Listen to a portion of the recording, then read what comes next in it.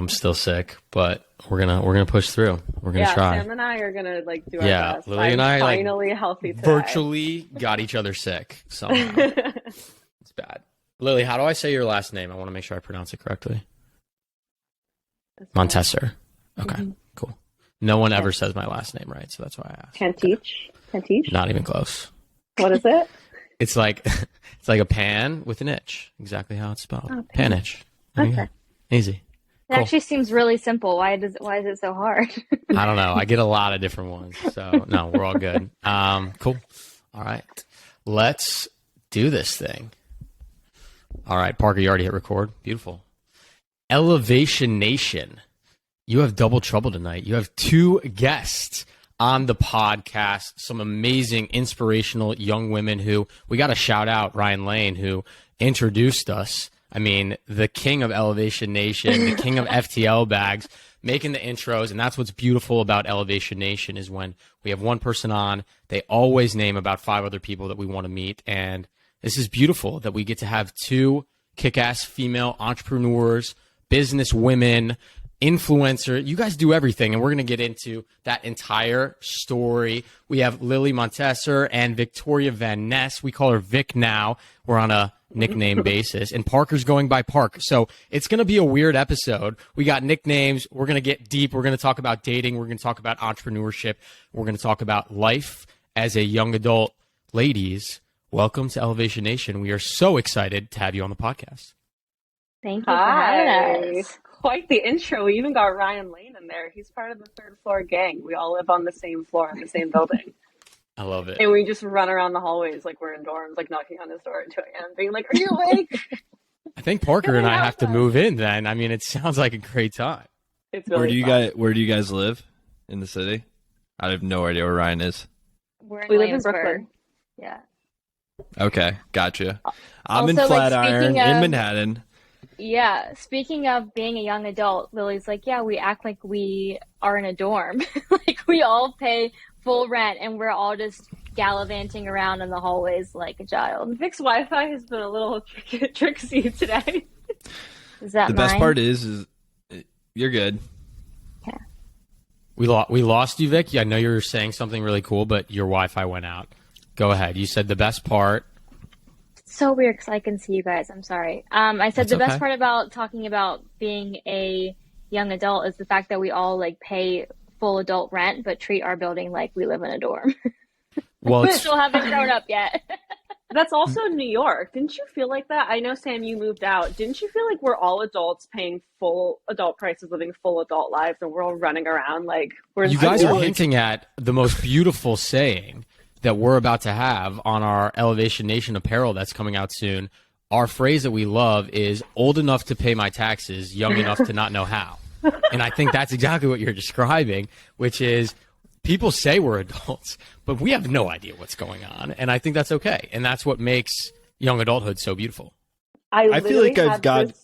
Go ahead. Go on, Park. No, I had this exact conversation with a friend today. She was like, wait, so I'm working with an accountant for my first time. I'm paying them, but I have to do the work. And I was like, I don't get it either. I don't know. It doesn't make sense. It all frustrates me like so much. I feel like I'm paying rent for a house like at this point. Like I might as well just own a house in a suburb and I'd be living in a really nice house. But now I'm just like, yeah, rent costs $1 billion. Just miserable. And whatever. Let's get into the conversation though. I mean, I know Sam mentioned we're going to talk about dating. I don't think I've ever really experienced the whole dating world, so you guys are going to have to shed light on all of this. I met my girlfriend in college. We met at a bar. No dating happening at, in a bar in college at all. So Sam's going through this more than me. But Lily and Vic, we got to, this is Elevation Nation. You guys got to give some sort of elevator pitch. We got to know a little bit more about your background. Who are you guys? Okay, I'll go first. So I'm Lily. I am an influencer. That was kind of like my first job out of college. I went to school in New York, and then I wanted to be a writer, and then I wanted to be a fashion writer, and then I ended up becoming an influencer. And yeah, I'm bi-coastal between New York and LA. And we started Ambyr like about a year and some change ago in New York. But that's my very brief background about myself. So I have to do the elevator pitch for the business. Oh, are we talking about Ambyr or doing intros? Well, no, usually You guys we are go individual humans. Yeah, I was going to say we do elevator pitch for personal, but yeah, sure, business as well. And Vic, obviously. Like, let's hear your background as well. Yeah, so my background, basically, I am a college dropout. I dropped out after 3 months of doing my best and trying to love it and absolutely hating it. So I decided to travel, and what I thought was going to be 1 year abroad and then come back and kind of figure my life out, I ended up full-time traveling for 6 years. So during that time, I launched my first company, which was a marketing agency, and then went to LA. Lily and I got closer, and then that was kind of when we decided to create Ambyr. I love it. I mean, Parker and I have traveled a ton together, so we can definitely talk about travel. I want to quickly, though, ask you both kind of a fun question. Thinking back to little Lily and tiny Vic when we were kids, what was like the dream? What did you guys want to be when you grew up? Vic, we can start with you. Yeah. I had no idea. I think that I couldn't necessarily articulate or have a goal in mind for where I wanted to go, but I knew that I wanted to do something creative. I always kind of had an entrepreneurial spirit as a kid. Like, I would set up all these shops and stuff. And I was an only child, so I would just play by myself, which actually was really sad looking back on it now. But I would be like the cashier and the shopper all at the same time. Like, I was booked and busy. I was booked and busy. But I never knew. And then I feel like as my life kind of progressed, I always say that my career was one stepping stone to another. And I feel like working on Ambyr now is kind of the most perfect synergy of everything that I've wanted to do. So I couldn't necessarily pinpoint the career, but I knew what I wanted to have in my career. And I feel like I'm really lucky that I kind of molded my role of what we do at Ambyr to fit all the things that I wanted to do. Yeah, I kind of am exactly the same. I mean, ever since I was little, I knew exactly the components of the life I wanted, but it didn't have a name. Because I guess in a way I wanted to be an influencer, but that wasn't really a thing. So I was like, oh, I want to work in fashion, but like not at a job, at a desk job. And I kind of want to like have some input in trends and what's cool and what's not cool, but like that's not really a thing. So I like had all these little bits and pieces of what I wanted to do. And I knew I wanted to be in New York for some period of time. And yeah, it all happened. You guys were way more mature than Parker and I as little kids. Say, I mean, Parker, go ahead and share. Faster than that. Yeah, like goodness, Oh my Parker, go ahead God. and share your dream job. I love Parker's, by the way, because you need to see a picture of what Parker looked like as a little kid, which we will text you both after this. And all right, Please. go ahead, Parker. Share your dream. So I wore these like big glasses, at like a year and a half. Like, I couldn't see for shit. And these glasses were so big, and everyone called me Harry Potter and all that, But I wanted to be a professional baseball player. I guess early on, it was never going to happen. My mom knew it right off the bat. The doctor was like, yeah, he's never going to be able to play sports. Little did I know I played a ton of sports, but, I couldn't see out of one eye. So that never really happened. Honestly, still figuring out what I want to do. Obviously, I love podcasting. I'm a consultant as well and finding my niche there. But it's like hearing your guys' story and how it's like, wow, this is where I would want to be. If I told younger Vic, younger Lily that you would be in that position, you guys would be pretty stoked, pretty hyped, right? I mean, that sounds pretty. 100%. It's incredible. Sam, I don't know if you're that way either. I don't know if you would look back. You'd be pretty happy where you're at. Come on. I mean, my dream when I was probably like 10 to 16 was I want to be a chef. Because like Food Network just got huge. Dude, come on. I still want to be a chef, let's be honest. Exactly. You still could go on that way. You wanted to be a we're basketball player. We're trending You on that learned trajectory. Didn't you learn Basketball is not in the cards. Yeah. But no, I think one of the things that I think is interesting with, I don't know if it's necessarily our generation. I think it might just be like elevators in the mindset that all four of us share is there are so many different like little things in different jobs that I love. And I think that's what's beautiful about entrepreneurship. You have to do a ton of the shitty jobs that you don't want to do, but it does allow you to pick and choose some of those other things that you want to explore and do. And that's what I think is beautiful about kind of what you guys are doing and what Parker and I are doing is we get to fulfill those dreams and that fulfillment of having like half a dozen to a dozen different little things that we want to do in one kind of career path. Have you guys found the same thing with Ambyr and like what you guys are doing there as well? I think that's really interesting because that's something I've noticed not just in career, but also in dating, like not to shift to dating already, but we're in this era where we can do anything. We can do literally anything. It wasn't like you study a trade and then we could do anything. We could date anyone. Everything is so accessible. And sometimes I get stressed out by that because knowing that anything is accessible almost makes nothing accessible in a way. So I don't know. I struggle with that a little bit. That's such a good point. What were you going to say, Vic? I was just going to kind of piggyback off of Sam's initial question. I love it because I feel like every day is really high intensity, and I think that Lily, especially more than me, thrives in high intensity situations. I'm an Aries. Yeah. But every day is different for us, and I feel like we both have been learning something new legitimately like every single day of doing this company. So I mean, that keeps life exciting and it keeps us wanting to do it. We had no idea how to start a business. Like we knew nothing about business. We're like, oh, what a cool idea. And the amount we've learned in 1 year, like if you were to told me that I'm a business owner, I would be like, what are you talking about? I don't know the first thing. I don't know what an operating agreement was like 16 months ago. So you learn, you can really do anything. Yeah. Putting together operating agreement, all those like things like Sam does her taxes. And honestly, I'm very thankful for Sam because I don't want to step anywhere in that realm. That is not my gist. I'm more of the podcast producer, social guy. Sam, you can still own that, you know. I know you love it so much, so we'll keep that with you. But like I think for you guys, it's really interesting. Like Lily, you're an entrepreneur on your own. Vic, you're an entrepreneur on your own. Like Sam and I did this together. We're like, you know, let's start Elevation Nation together, and that started our journey. Whereas you guys were doing your own thing, right? And then you started to come together. Was that interesting? Was that difficult that, you know, Lily, you found success here, Vic, you found success here, and then when you guys are coming together to start Ambyr, like, was that a challenge at first, that dynamic? I don't think so because we're so different. And like, okay. Vic is kind of the Parker and I'm kind of the Sam. Like it became very clear very early that like Vic's skills were very social and people oriented and mine were more like operational. And so we got really lucky. But I think if we both were really good at the same things and struggled in the same ways, I can imagine that would be really hard. But we got lucky.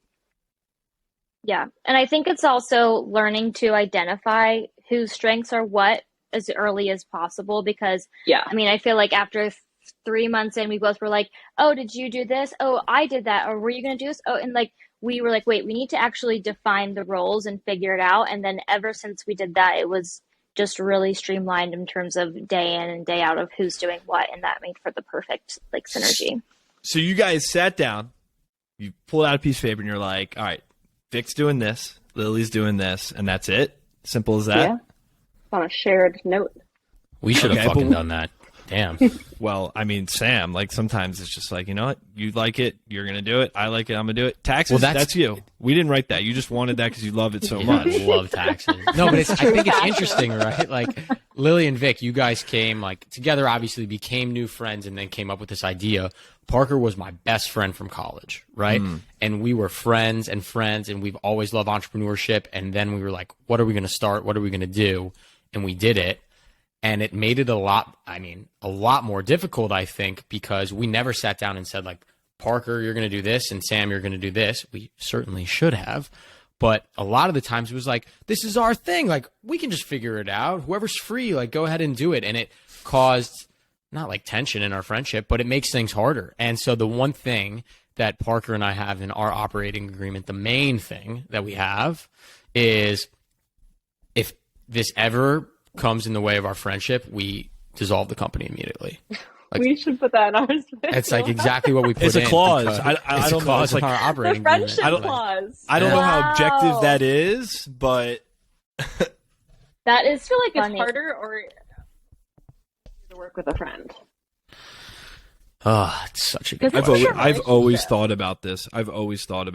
Is it easier to find someone that you know, go to a networking event, they want to start a business, you're not friends, and then you're just like, I okay, think we're it's harder working together. 'cause I'm an asshole to work agree. with, and I'm super bossy. It's the worst. And I have to like definitely say things nicer to Parker because I love him. Where if I didn't care about him, I could be way more of an asshole. That's valuable. Now you know how to, like, you know, That's true. sugarcoat a little bit. That is very true. Otherwise, you'd be running around here just slinging insults all day. I know, Like right? they're worthless. I know. Got to rein it in. We're learning Well, you skills. don't I think sugarcoat it. that's true. I learn like what I need to and what I don't. We've learned a lot about each other. The reason why I do love doing it with a friend is it has sustained Parker's and I's friendship being in different cities and during COVID, like more than anything. I talk to him every single day about this. We get to meet new people together and have that shared experience of like, Parker and I have now over 100 new elevators that I like seriously would call friends and great human beings.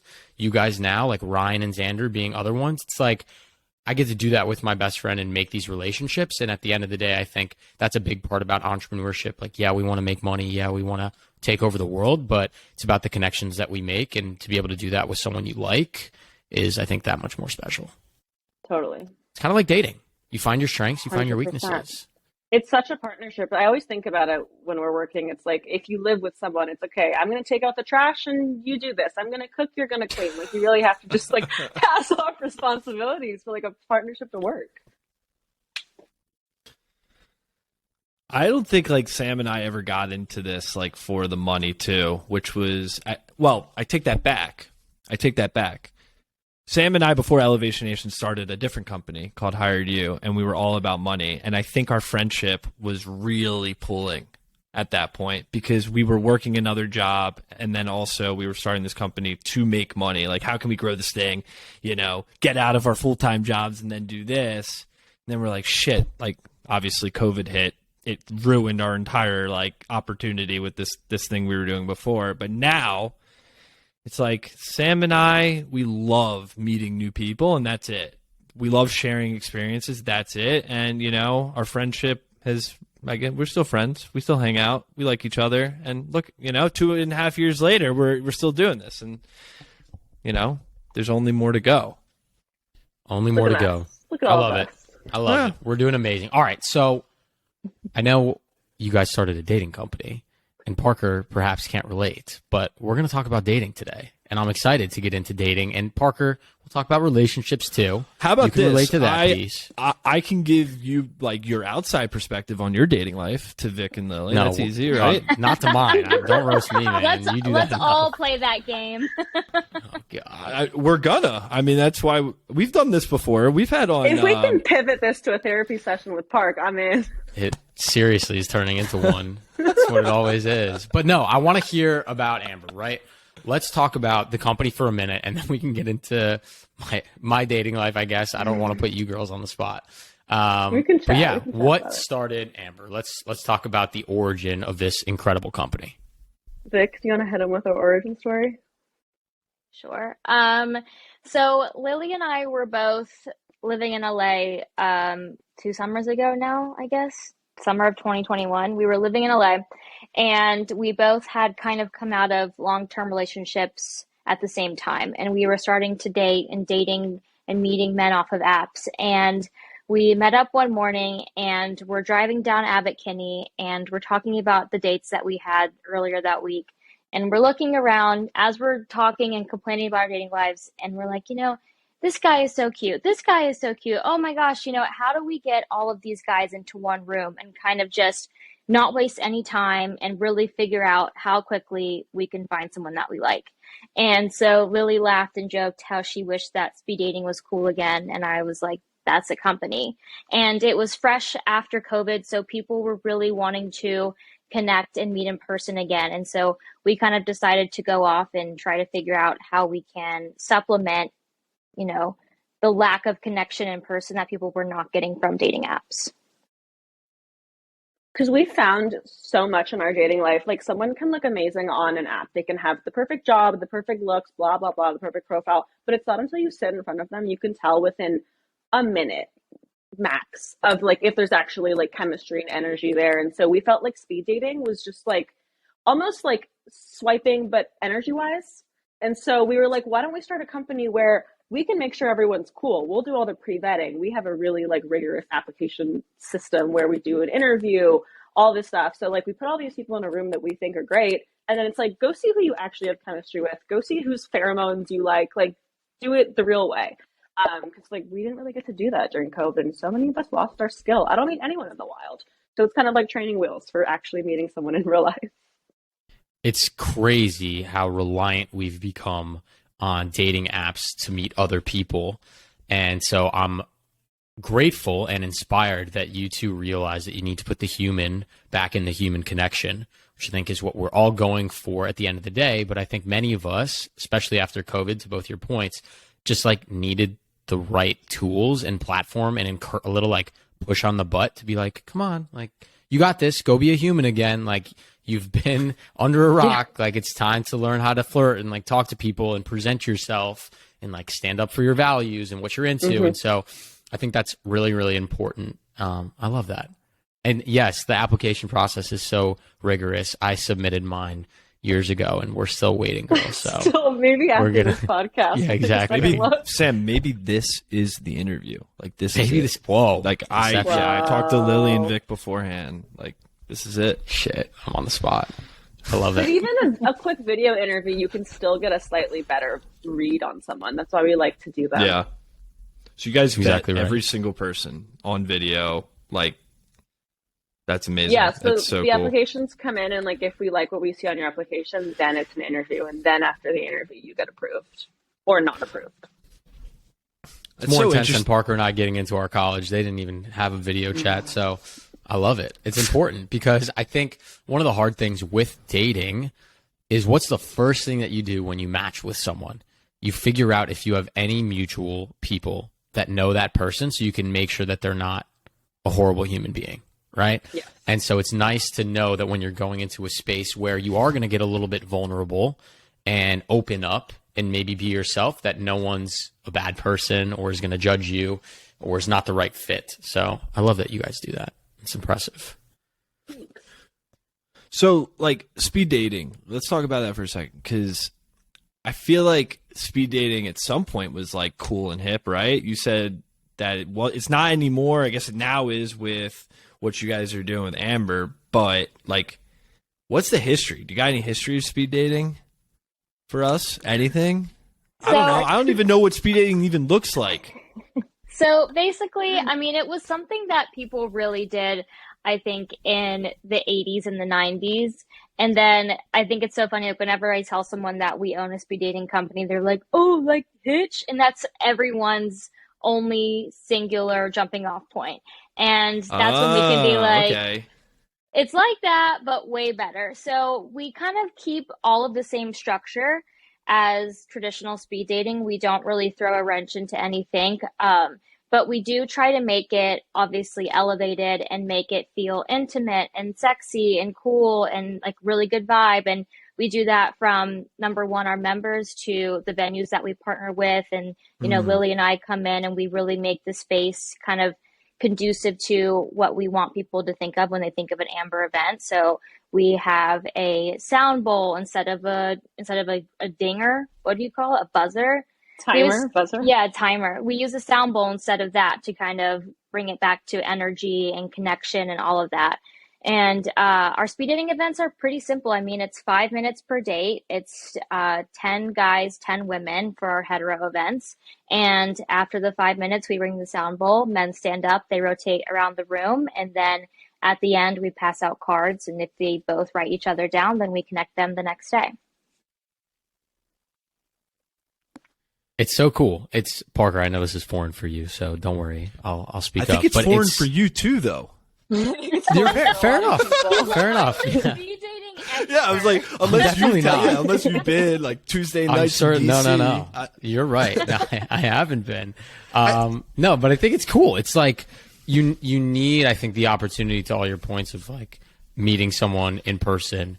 And it's funny. I just took, like, it's sad, but I took a detox from the dating apps, like leading up to 2023, because I was like, I'm just tired. Like, Yeah. I don't want to like constantly be checking my phone. I don't want to have to manage like messages of different people. I don't want to like coordinate dates. I'm going home. Like, I'm just going to delete this for a month or two. And I felt like so much better. But then I was like, I still want to date. I still want to meet people. I still want to go out there. And so it's nice, I think, to have this as I don't even want to say an alternative because it's just better. It's probably like a more organic way to meet someone. It's getting closer to the way we used to meet people back in the day. But Yeah. dating apps has become like admin. Like I was on Hinge for a minute and I had to delete it because I was like, I don't have time to sort through like all this data, plan all these things. Like this is so much work. It's not even fun anymore. Yeah. I think to like how my parents met, my mom was literally like working in a luggage store and my dad came in to buy a briefcase and he asked her out and they got married. Like that doesn't Never happen. hear stories like that. Ever. Yeah. Like you just never. Wait, Sam, I have a question. If you're out, like in a grocery store, not a luggage store. Oh, I just dropped my router. And you see someone that you think is cute, do you go up to them? No, I don't. Why? It's such a great question. If I'm at a bar, yes. If I'm at the grocery store, no. I feel like I don't know. Is it like disrespectful? If there's any guys listening, this is what girls want. No, we don't. I know, want you're grocery right. store? Do it at a grocery store. Yeah, that's what the girls That's fair. Yeah. That's fair. Not at the gym though, right? Not at the gym. The gym, I feel like, is gym weird. I don't know. If you're grocery Equinox, store, I though? think everyone's paying that also in hopes of meeting people. That's fair. That's very fair. I know, Parker, why I did am. you have an Equinox membership, man, in DC? Because all the other gyms Parker, that's suck. very sketchy. Parker. Very sketchy. Giving Dude, some. all the Gotta other plan gyms a suck. fitness. Listen, JJ's all about, me staying in shape, looking good, being healthy. Equinox, perfect place to do that. No shame. Nothing to do with the Planet Fitness woman. People. Nothing. Yeah. Podcast was sponsored by Equinox. One of the things that I was talking to my dad about over break with the dating apps that I think is really interesting is like when my grandparents' generation was like looking for a partner. My lovely grandmother, she's the best. She talked about how like she went to college to find a husband. Like she got a home economics degree because like that's just what girls and women in her time did. And they went and they found a husband and they got married like in college or shortly thereafter. And so like my grandma's circle was college. And so the next generation, you go to my parents and it's like my mom was getting her master's. My dad was in Chicago. My mom moved from Ohio to Chicago and they met post real world in a big city. Now we have these apps that don't verify actually where I am. If I'm traveling somewhere else, I can set it to that city. Like the entire world now has become my dating pool. And while many people think that that's like great because you'll find your person, it's honestly like overwhelming, I think, to a certain extent. Like part of me wishes that we could go back to a time where like I didn't have to rely on that. And I did have the balls to go up to someone in the grocery store and say what's up or at a luggage store, because it seems like, I don't know, maybe I'm a hopeless romantic, but that's like a better way to start a relationship than like through a dating app. I don't know. What do you girls think? Totally. I think the dating apps has kind of made it detrimental. The fact that we have endless options. It's like paradox of choice. What were you gonna say, Vic? I was just gonna say Lily always has this really great point about paradox of choice, and you said it. So It's my favorite phrase. Aziz Ansari talks about it a lot. He compared, like, it was in a stand-up bit. He compared modern dating to trying to find pizza. Have you guys heard about this little bit? So he's like, okay, dating is like you're in a group chat with your friends and y'all want pizza. Everyone wants pizza. That's what you want. Okay, should we get the fancy place? There's a new place around the corner. Should we get takeout? Joe's is bomb. No, and by the time you're done deciding, it's 3 a.m. All the pizza places are closed and you're stuck with like the shitty pizza on the corner because you spent so much time not knowing what you want because there's so many options. And if you had just chosen the pizza place, the first one, you would have sat down and actually enjoyed it and probably had a much more pleasant evening. much better slice. So of spot pizza. on. Yeah. It's been really good. Well, we like spent so much time filtering on like very random things, to your point that like energy is what actually matters in someone's morals and like their goals in life and how they make you feel, not their height or like what school they went to, right? Or some of those things that I think are in the dating apps. And I think it almost like you can swipe so quickly on it. It's obviously gamified. It takes the like romance and enjoyment out of the dating part. Totally. I don't know if you guys feel that way. Spontaneity too. I mean, I think we try to do that at Ambyr a little bit. Is maybe you'll be put in a room with people that you wouldn't have exactly swiped right on because maybe they don't hit every single excruciating credential that you've set on this poor person who's never going to live up to your standard. And so we're like, here, meet a bunch of people, and maybe the one you like, you would have never thought you liked. And that happens. You guys vet everyone, obviously, who's on Ambyr. But like when you have events, are you curating certain interactions by any means, or is it, hey, we have this event, come and it's open type of, or are you putting people into rooms, or you're creating those interactions of people that you think might hit it off a little? It's kind of both. So we have two types of events. Our speed dating events are smaller, and we curate those a little bit in the sense of like, age range. We want to make sure we think everyone's going to be a good fit. Age range, we do the best we can. And a little bit of curation there. And then we have once a month parties. And these are like a different theme, and everyone who's an Ambyr member can come. So you can meet any age, any gay, straight, lesbian, whatever. And so there's kind of both. But we like to do a little bit of curation, but still leave spontaneity on the table. I love that. I guess I have a question from two dating experts, which I'm now calling you both, having started a dating company. I don't know if you wanted that title, but you have it now. Do you provide any like coaching or guidance, or is there any thoughts that you have out to like Elevation Nation of like, I'm looking at modern dating. We talked with some other like dating coaches on this piece. And I feel like because there are all these filters now on dating apps that people have in their mind, like all these different things, Lily, to your point, this checklist that people are looking for. How do you recommend that our generation that is used to the perfect pizza being able to be delivered to their phone and customized, like go into dating, I guess, based on energy? Like, how do you get people out of this mindset that I think a lot of our generation has of like, I have these 37,000 things, and if you're missing one, then you're out. Totally. Yeah.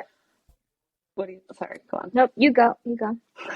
I mean, I think, and this is something that I personally have been working through as well, because as my mom says, I am very nitpicky, and that's just a product of our generation. And I'm making a valiant effort to not be anymore. I can find one little flaw and be like, all right, she's done. She'll write them off. I'm done. She will write them off. To you ever again. Like, didn't like the way you used your knife. Gotta go. But so I've sort of tried to identify. No, Vic will tell you that's like a real thing. It's a true story. The cutlery now this I poor feel like kid is listening. He's like, damn. No, we have a podcast. With my now we got to hear the skills. story. We got to hear some of the story. This is actually unless you're still, good story. unless you're friends with him Wait. still. No, wait, actually, Vic, you should tell this story. Vic and I went on a date at the same time. We both had the worst dates of our lives, sitting back to back at the same restaurant. Yeah. Oh my gosh.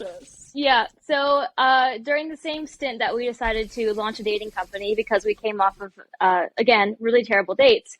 So I had a date with a guy that was kind of will they, won't they? We were friends, but I had a big crush on him, and we couldn't really decide where we were, what we were doing. And so we went on our first date because we were just kind of like Instagram friends. So I was in LA at the time. We go on a date. And I'm like, Lily, I'm going to this date tonight. Do you want to like come on a date with me? Like, find a guy. So she just goes on Hinge, finds like some random guy to go with her on this date. And so we just decide to go on a double date, but the guys don't know. So we walk into the bar at separate times. Actually, no, it was a restaurant, which was even ballsier. I walk into the restaurant and I'm sitting down. We'll call my guy Ben. I'm like talking to Ben, and I'm like, Lily, we obviously can't can't meet each other, can't say anything. And I just see Lily's face coming around the corner, and my date obviously recognized Lily because we're together 24/7. He's like, "Isn't that your friend?" And I was like, "Oh my God." Oh hey, my Lily, God. Lily." The amount of times Vic and I have done this on dates, we're like, "Hey, funny running." We always do this. We always do it. And what does the guy So say? What did bad. Ben say back? He's like, I was like, "Oh my God, I didn't know she's gonna be here." And he was like, "Yeah, fucking right. Yes, you did. You planned it." And I was like, "Okay." But here's the funny part. She's on a first date with some guy she doesn't even know. So then apparently, I didn't know this until after the date, but Lily and I's backs were to each other through the booth the entire time. And fast forward, my guy that I was basically in love with told me that he didn't have any romantic feelings for me while I was sitting down at the table. So after like 20 minutes, I just got up and left. And then I'm texting Lily being like, "I'm crying, I'm going home, blah, blah, blah, blah." And she's like, "The guy I'm on the date with jacket is so small and he can't use his knife and his fork." oh my God, big problems. The tightest leather jacket. He couldn't move his arms. It was summer in Bro, LA.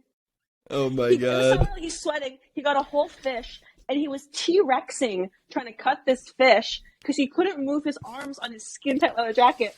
So I go to the bathroom because I'm like, I can't watch this monstrosity. Like, the whole date was terrible. I go to the bathroom, and I'm like, "Vic, I'm in the bathroom. Like, I gotta go. The conversation's terrible. This guy's knife is flying out of his hand. He's, like, sweating." And I'm texting her, and she's like, "I'm crying." Oh my God. I was like, "Bitch, I already left 20 minutes ago." I was like, And you're like, "We're starting a Window. company tonight." We gotta fix this. Help us. That is wild. That's So a my main crazy date story. takeaway from you, Lily, is that fashion matters and etiquette at the table is a big thing. Like, it's the nonverbal stuff that I guess it means a lot, right? Like, Apparently Yeah. it does. I mean, I actually have a list. I created a list of like non-negotiables, and this is kind of like harking back to like the original question of like, I created a list of things that actually really do matter to me, like things like 10 things that are very, very important, and they're anything from like a well-mannered gentleman to like how I want to feel when I'm with the person. And if you have these like 5 to 6 very important things, the other stuff, like, fine, I can work with the other stuff. And so it kind of like gives me, who can find any reason to write someone off, like, okay, you have the things that matters. If you don't, the small things that may not be ideal, I can overlook. but those non-negotiables are yours. Like, Vic's are going to be They're maybe mine. slightly different. Yeah. Totally. I like how you said, Lily, that they were tied to how they make you feel. Parker and I did a whole episode around the new year about like making goals, right? And I think a lot of times, like, everyone's like, make a SMART goal, like make it measurable and have a metric with, like all that shit. And like, great, that's awesome. But Parker and I try to make our goals around like the emotions that we want to feel for the year. So like, do we want to feel fulfillment? Do we want to feel like a purpose or a sense of passion? And then we figure out like what has to go into that. And I think dating is very similar. It's like, in your mind, you can think you have this checklist, but what does that checklist actually trickle down to? The outcome that attribute or religion or height or having fluffy brown hair, like whatever you have on there, how it makes you feel. And so I think tying it back to some semblance of an emotion is really important in dating. And I like that. Damn, I got to do that on my list. You should. But that's also so much of what Ambyr is. It's all about feeling. We're basing the entire dating experience off of feel. So I got one last question around this topic, and then we're going to move into the last part, or I guess the next part, and then we're going to wrap up already. We've been going for 40 minutes. So we're talking about how people feel, right? When people leave an Ambyr event, what is some of the sentiment of people who've gone through their like first experience? I think that people are pleasantly surprised, especially with the men. We do feel like it's harder to get men to come through the door, and I don't necessarily want to fully attribute that to ego or kind of how they think it will look to their friends or look to anyone that's inside of the room. But it's always the women kind of come, they're very excited. The men come, they're apprehensive. They leave absolutely stoked. which I think is a real testament to the people that we have as our members. We're very selective and very particular for that exact reason, that we want people to, keep coming back until they find somebody through Ambyr. That's the overarching goal of what we're doing. But people really love it, and they love the fact that, they're connecting with people again in person. And like Lily said before, in the past, sometimes it's the people that really hit it off that you have no idea we're going to connect are the ones who are like kind of snogging in the corner before they even leave. So it's all very exciting. It's also a shared experience, which is great on any level of first date to 100th date. If you can go through an experience that's out of the ordinary, I think it really bonds people. So we get people that become friends. A lot of them group up and go out after, and we'll see on stories 7 people that all went to a speed dating event are at the box at 1 a.m. And I was like, I don't know how you got there, but that's awesome. So people get stoked. Incredible. Yeah, it's super cute. And People it's are just also searching. really, yeah. And it's also really admirable because, people come to these events alone.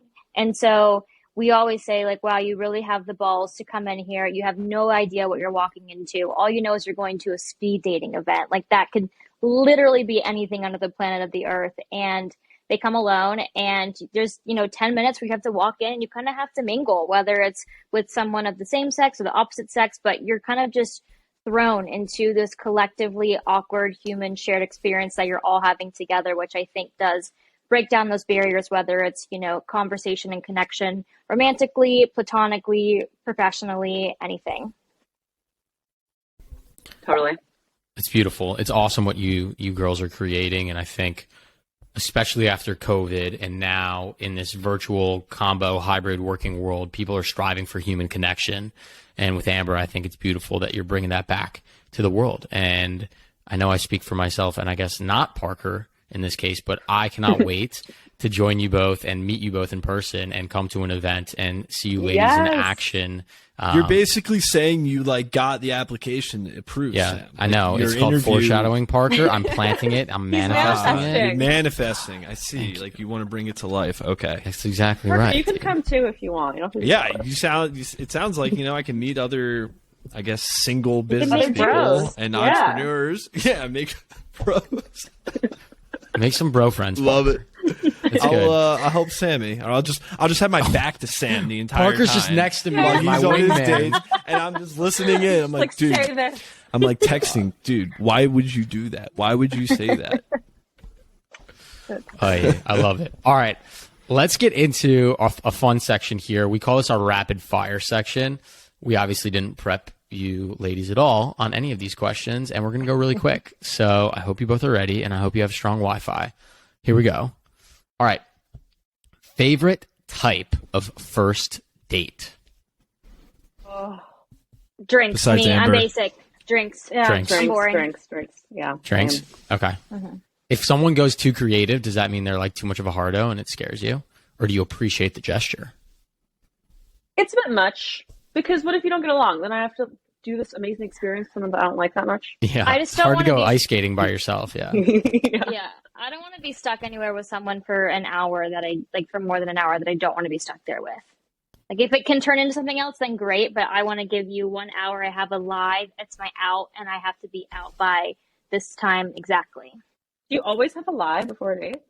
Pretty much. It's always I have a friend's birthday dinner. It's always my birthday. It's always Every night.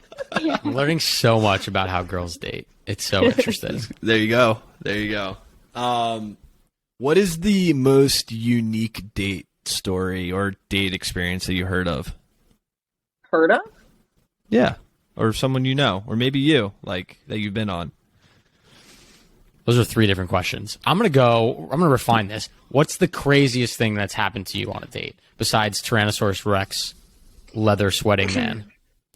I feel like that was probably one of my top experiences. I guess we went through that. Vic, you I've done- cried. That's Okay. not a good experience. I know, but that's one that you'll never forget. That's very true. It's true. Australia for a first date.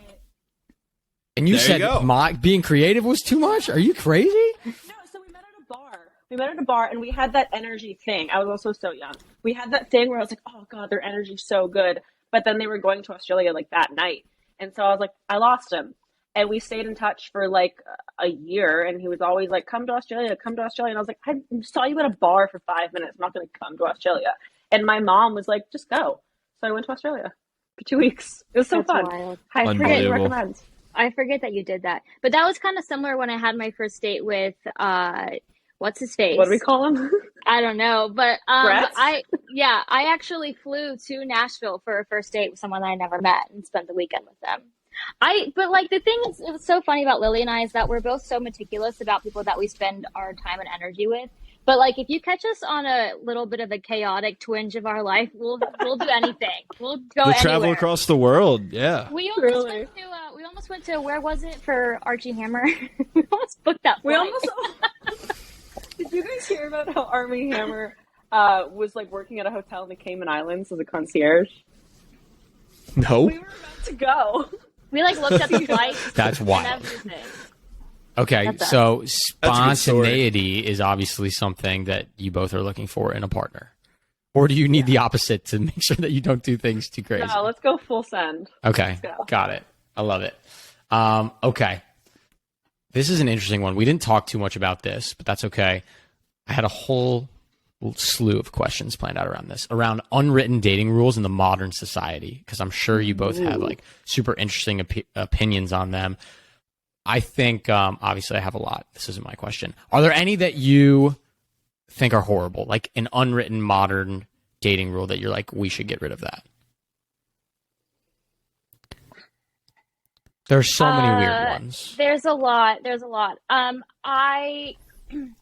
Here's something that I've been struggling with. I think as a woman dating, and I'm from Georgia originally. I live in New York. I've always had my own company. So I feel like me and my own personal life, I struggle with the gender roles and gender norms, especially when it comes to dating a lot. I do think that men in New York, as long as she's still talking, it's going to capture the audio. For the podcast, we're good. As long as, men in New York, I think, can get a little bit lazy when it comes to playing or planning dates. I do think that in the beginning, the man should be the one that's kind of going up to you first, asking you on the date, making the plans, making sure that you're confirmed and all of that. And I think that we have learned firsthand and also seen experiences with our friends where men are just kind of like, oh, you want to hang out here? Oh, you want to hang out there? And it becomes too casual. And I think that that's also to blame from the dating apps where it's like, no, if your intention is to pursue, then you should be pursuing. Do you guys think it's true that, the TikTok phrase, or it's not TikTok, but if he wanted to, he would? Is that true? Yeah, I think so. Okay, thought so. Because it's like one of the dating old school tropes is like, don't initiate, let the man initiate. And that's like one thing where I'm always like, okay, like I think if a man actually wants to initiate, he'll initiate. And like, if not, that's old school though. Well, okay, let me rephrase that. If a confident man wanted to, he would. So if that's not like a high thing on your list and you're okay with someone that's a little bit more shy or reserved, then like by all means, go for it and make the first move. But I think a confident man will. But I also think that that's true for a woman. If you reached out, if they wanted to, they would totally make it pretty obvious that they wanted to. Yeah. I mean, you prioritize the people that you want to see, man, woman, regardless of who you are. Yeah, that's exactly right. There's so many. We could do this for hours. Yeah. Go ahead, Parks. My last one. You have someone who just joined Ambyr. What is a piece of advice that you would give that person on their first Ambyr experience? I have one, but it's kind of basic. It's just be yourself. Be yourself. Be yourself. Be yourself. Be yourself. Number one, you would be surprised at how many, like Lily said, our members do become friends. So I do think that that's something that holds people accountable for sure. Like if you were to be set up on a date and you would kind of act a certain way because you know that you have that mutual connection, I feel like it's the same with Ambyr because people do know each other. So whether you are a good person, whether you're true to yourself, will always come back around. And it's a very social environment. It's a very raw environment where I think people can get caught up in trying to make a really great, cool, awesome first impression because you only have 5 minutes. But at the end of the day, that's not what's going to get that person that you actually need that real authentic connection with. It's how are you going to spend those 5 minutes really being like, here's my true authentic self. You either like it or you don't, but this is what I'm giving you in the short amount of time that we have. I love that. Lily, do you have one? Or are you going to go? You don't have to. Yeah, no, I think that's the same thing. I think like that's what relationships are all about, is just stripping down all the baloney and just really getting down to your core self, because you'll find that core of the apple anyways. So might as well start with that from the start. I love it. It's very important. Be authentic. Be yourself. Be weird. Yeah, be weird. We're all weird. It's cool. Super weird. I love it. All right. Our final segment. This has been a blast. We have something at Elevation Nation that's really cool. It's called your mental motto.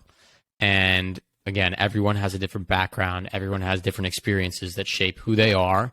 And in the spirit of being yourself, we've asked every single guest, every single elevator to come on and share one phrase that embodies who they are and what they want out of life. And so we are curious, ladies, what each of your individual mental mottos are.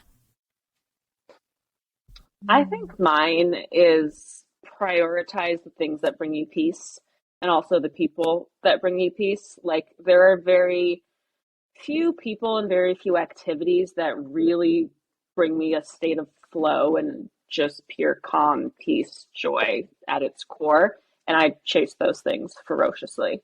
And then the rest kind of, I don't prioritize as much. It's beautiful. I love it. Thanks. Am Vic, I one of go those ahead. people? Yeah, obviously. I'm chasing you. I would hope ferociously. so. I would hope so. Oh my God, that's funny. Yeah, I don't know. I have always kind of had this motto. It's in Latin, but it's basically means I came, I saw, I loved. So instead of saying I conquered, it's I loved. And that's something that I've always just taken with me since I was like young and started traveling, was just to really immerse myself into every experience that I was having, everywhere that I was going, everyone that I met, everything that I did, and just love it, because I feel like I get really nostalgic for things and people. So I know that at some point I'm going to miss where I am right now. So even if you're in the absolute freaking trenches of life, just really embrace all of it. And This is why- that's not the Ambyr slogan. I came, I saw, I loved. No, right? But it should be. It actually It's should pretty be. That's pretty good. You're hired. I love That's it. funny. Those both are beautiful. And again, that's why we get a little bit emotional on that last segment, because we've interviewed all different types of people who are going through different things in their lives. And every single person has something different that means the world to them. It's like your virtual tattoo. Like, what's most important to you that you would want to carry with you forever? And we all can learn from each other's experiences. And that's why mental models are so damn cool. So thank you both for sharing that with us. I cannot believe we've already been talking for an hour. I feel like we could do this for another couple hours. And I'm just so grateful that Ryan introduced us to both you ladies, and that Parker and I can welcome you to Elevation Nation and to our community of people. And I just am excited for our friendship in the future and all the amazing things you guys are going to do. I can't wait for you to review my application. Yeah. Thank you. This is great. That's Love it. the This plug. was so much The plug fun. right That's the there. plug. I love This it. is awesome. All right, Thank you, Elevation guys. Nation. Thank you. Of course. Till next week, Elevation Nation. Peace.